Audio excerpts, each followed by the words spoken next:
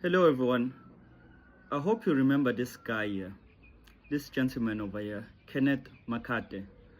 Well, back in 2001, he invented Call Me Back. Right now, he's currently in a dispute and he actually lost the case against Vodacom and he has to pay Vodacom around about 90 million rands.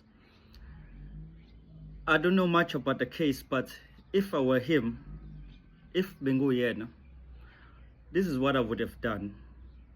I would have dropped everything and went to law school, studied common law, practiced for a few years, and take on the case myself. Simply because this is a billion-dollar case. He was supposed to be paid billions, but now there's a lot of legalities happening. And I believe Amalo Zake do have some relationship with the Vodacom lawyers. For somehow, somewhere, they do have lunch together.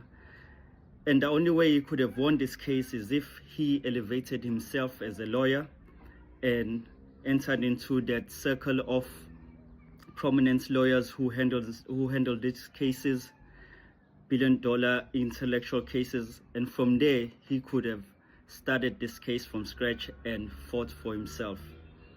But instead, he had to hire other lawyers, and you don't know what happens behind closed doors.